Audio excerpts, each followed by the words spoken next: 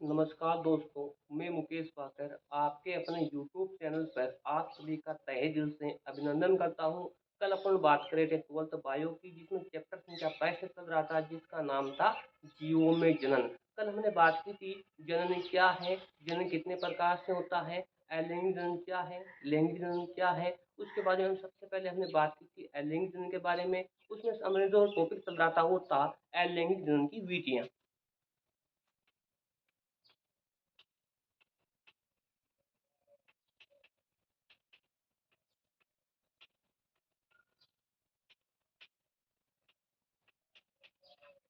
सबसे पहला हमारा जो टॉपिक था अलैंगिक जनन की विधियां, और इसमें पहले हेडिंग हमने पढ़ी थी विखंडन।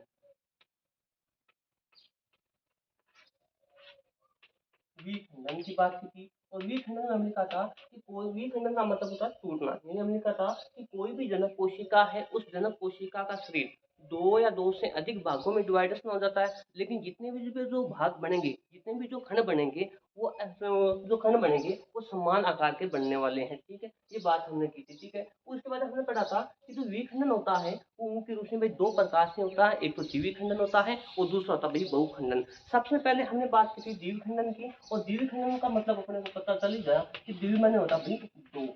इसमें क्या होता है कि कोई भी जनक कोशिका है, उस जनक कोशिका का जो शरीर है वो मुख्य रूप से दो भागों में डिवाइड हो जाता है, और प्रत्येक खंड प्रत्येक जो खंड है वो वृद्धि करेगा, और वृद्धि करने के बाद में एक नए जीव का निर्माण करेगा। उसको बोलते हैं द्विखंडन के नाम से। जैसे एग्जाम्पल के रूप में हमने बात की थी, तो हमने पढ़ा था जैसे अमीबा है, पेरामीशियम है, यूग्लिना है।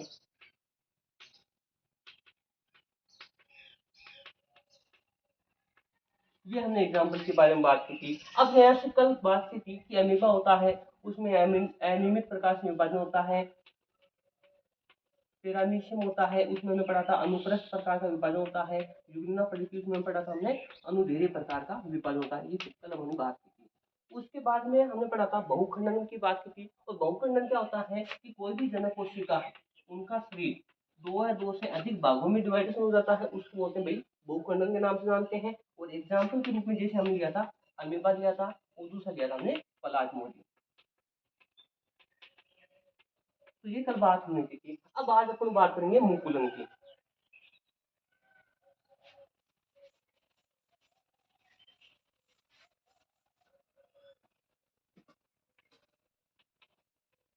मुकुलन बटन।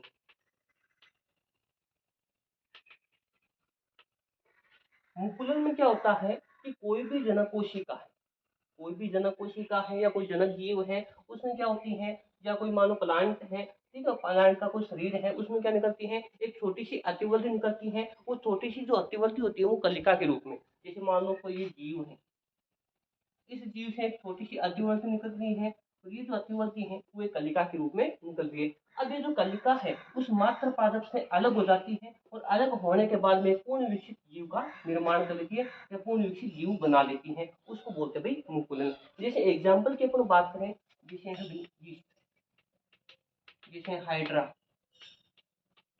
जैसे स्पंज, ये भाई मुकुलन के एग्जाम्पल है। अब यहाँ से क्वेश्चन पूछा जाता है कि जो यीस्ट है और जो हाइड्रा है, उसमें जो एलिंजन होता है वो किसके द्वारा होता है, वो होता है भाई मुकुलन के द्वारा।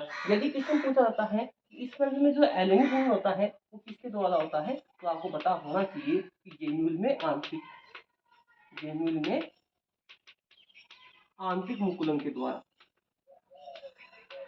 ठीक है, तो ये था भाई मुकुलन। अब यहाँ से क्वेश्चन ये भी बन जाता है कि मुकुलन कितने प्रकार का होता है, तो मुकुलन मुख्य रूप से दो प्रकार का होता है। एक तो अंतर्जात होता है, एक होता भाई बहिर्जात। दो प्रकार से होता है भाई मुकुलन, एक तो अंतर्जात और दूसरा होता है बहिर्जात।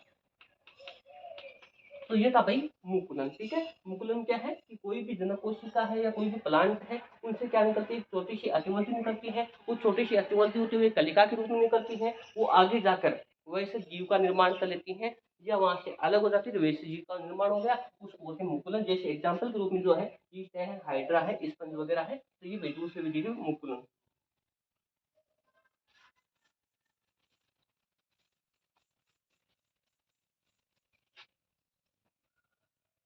मुकुलन के बाद हम बात करेंगे बेसिस स्टेजिंग, बीजाणुओं द्वारा। जिसको बोलते हैं बायोस्पोर। ठीक है, तो बहुत सारे जो कवक हैं, बहुत सारे जो कवक हैं, वो जो शैवाल है, बहुत सारे कवक और शैवालों में जो एलिंगजन होता है वो भी बीजाणुओं द्वारा होता है। बहुत सारे जो कवक है, शैवाल है, उसमें जो एलिंगजन होता है वो मुख्य रूप से भी बीजाणुओं द्वारा होता है। ठीक है, लेकिन क्यों होता है? क्योंकि जो कवक है, जो शैवाल है, वो मुख्य रूप से एक कोशिकीय होते हैं, एक कोशिकीय होते हैं। इसके अलावा पक्षमार्जुक होते हैं, एक कोशिकीय होते हैं। इसके अलावा पक्षमार्जुक होते हैं, इसलिए इसको बोलते हैं जूस्पोर के नाम से भी जानते हैं, जूस्पोर के नाम से, या इसको हिंदी में बोलते हैं चल बीजाणु, चल बीजाणु के नाम से भी इसको जानते हैं। ठीक है, और इसका जो एग्जाम्पल है, उस एग्जाम्पल की बात करें जिसमें है कलीमाइडोमोनास। एग्जाम्पल की बात करें तो एग्जाम्पल है भाई कलीमाइडोमोनास।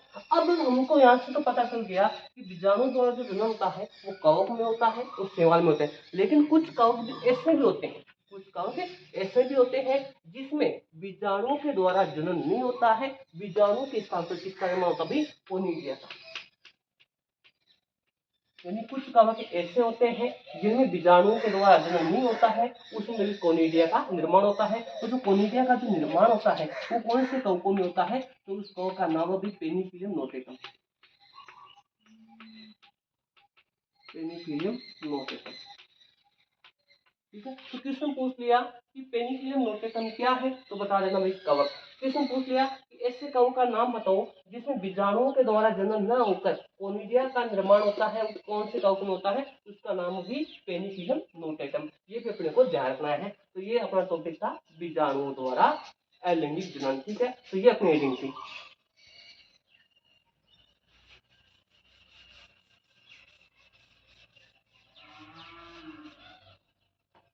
अगली बात करते हैं खंडन, फ्रेगमेंटेशन।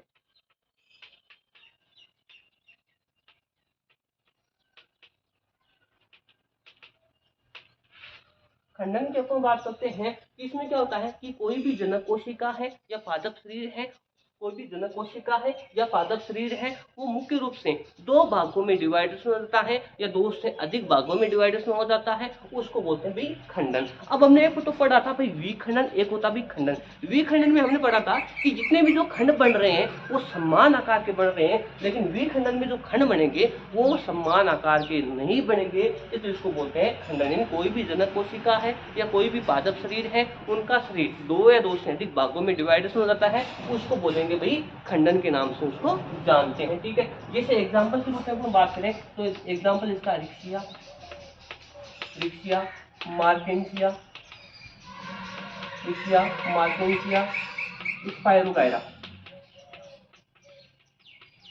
ठीक है, जिसमें जो रिक्सिया और जो मार्केंसिया है वो भाई ब्रायोफाइट है, ब्रायोफाइट है, और जो स्पाइरोगायरा है वो भाई शैवाल है। और आपने 11वीं क्लास में पढ़ा था एलगी के बारे में, शैवालों के बारे में पढ़ा था, फंजाई कवक के बारे में पढ़ा था, ब्रायोफाइटा के बारे में आपने पढ़ा था, एंजियोस्पर्म जिम्नोस्पर्म सारे के बारे में आपने पढ़ा था। लेकिन वहाँ पे एक शब्द आया था, यहाँ पे अपने पास में एक शब्द आ रहा है जिसको बोलते हैं भाई ब्रायोफाइट या ब्रायोफाइटा। तो ब्रायोफाइटा क्या है? तो क्वेश्चन पूछा जाता है कि पादप जगत का उभयचर किसको बोलते हैं? तो पादप जगत का उभयचर है वो ब्रायोफाइटा को बोलते हैं। और इसमें जो आपको दिख रहा है जो रिक्सिया है और जो मार्केंसिया है वो क्या है? ब्रायोफाइट है। तो ये विधि थी भाई खंडन।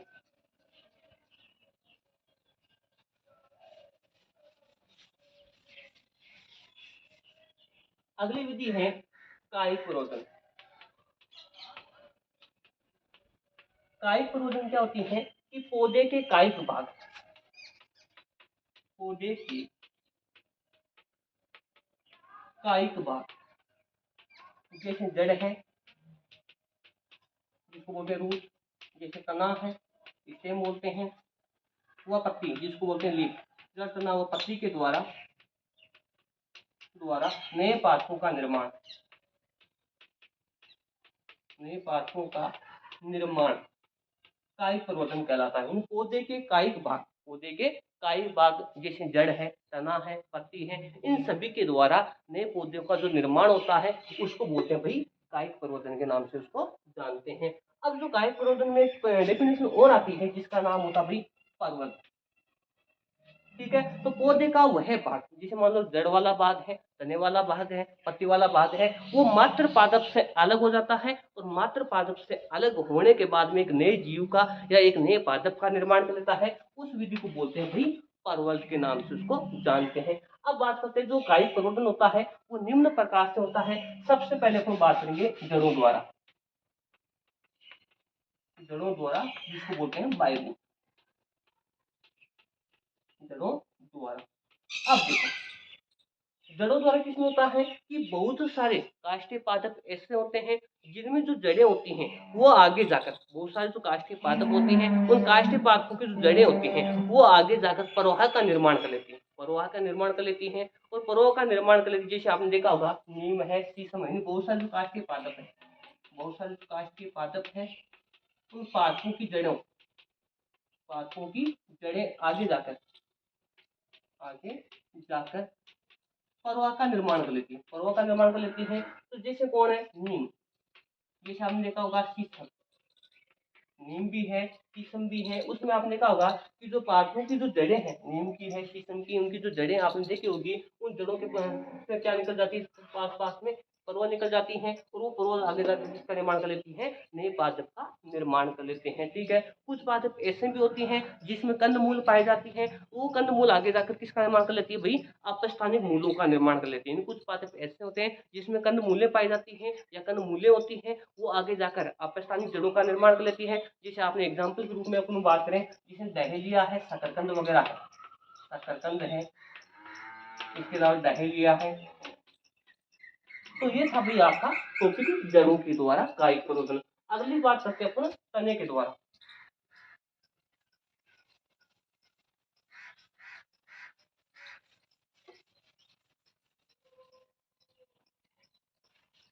तने द्वारा कायिक प्रवर्धन, तने द्वारा कायिक प्रवर्धन।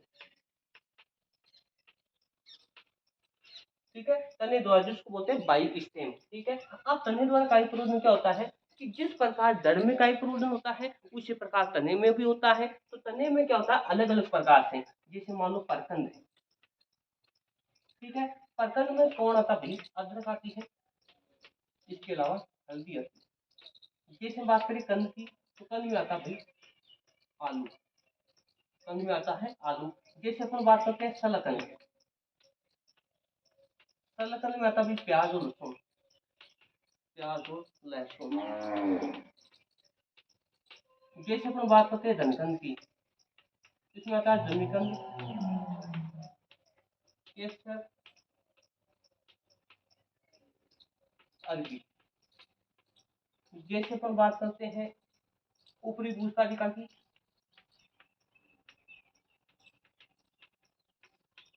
ऊपरी भूस्तारिका में आते हैं भाई दूब घास। जैसे बात करें अपन अंतर भूस्तारिका, अंतर भूस्तारिका उसमें आता भाई पुदीना। जैसे अपन बात करें भूस्थारी, भूस्थारी में आता भी स्ट्रॉबेरी। जैसे अपन बात करें भूस्थारी का, उसमें आती भी जलकुंभी।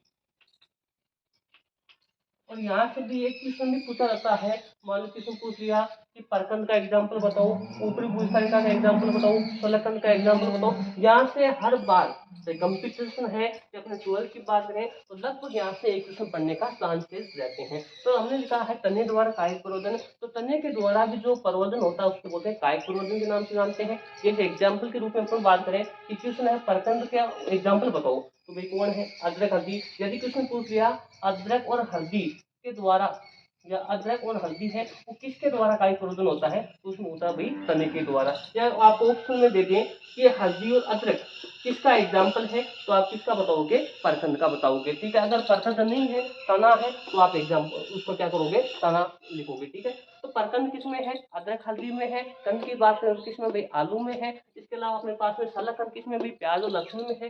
धनकंद किसमें है, जमीकंद है, अरबी है, केसर में है। इसके बाद ऊपरी जो ऊपरी भूस्थारिका की बात करें तो दूब घास में है। अंतर भूस्थारिका की अपन बात करते हैं तो पुदीना है। इसके अलावा भूस्थारिका की बात करें तो स्ट्रॉबेरी है। इसके अलावा जो भूस्थारिका है उसको बोलते हैं एग्जाम्पल के रूप में जलकुंभी। अब यहाँ से जो जलकुंभी है यहाँ से भी एक शब्द है अपने पास में है जलकुंभी। यहाँ से भी क्वेश्चन पूछा जाता है कि जलकुंभी का दूसरा नाम क्या है। तो जलकुंभी का जो दूसरा नाम है वो वाटर हाइसिंथ, वाटर हाइसिंथ। अगर क्वेश्चन पूछ लिया वाटर हाइसिंथ के अलावा क्या नाम है इसका, तो जलाशयों की महामिट्टी, जलाशयों की महामिट्टी, या क्या बोलते हैं उसको, बंगाल का आतंक।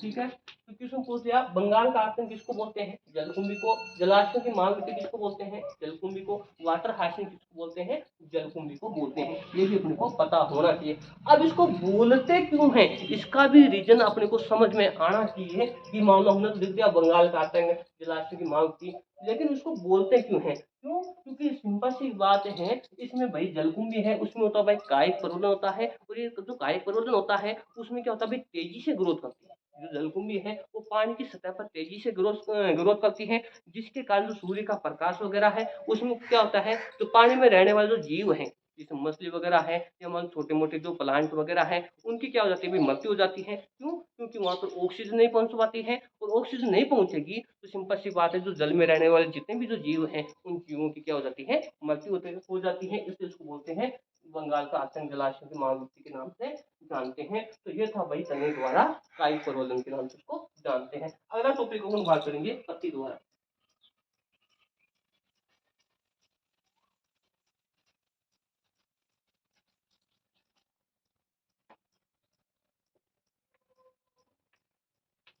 पत्तियों द्वारा बाइलिंग, बाइलिंग। ठीक है, पत्तियों द्वारा की अपन बात करें कि बहुत सारे पादप ऐसे होते हैं जिनमें पत्तियों के द्वारा भी क्या होता है भाई, कायिक प्रवर्धन होता है। जैसे अपन देखते हैं भाई पतरकटा, जिसको बोलते हैं ब्रायोफ्लम।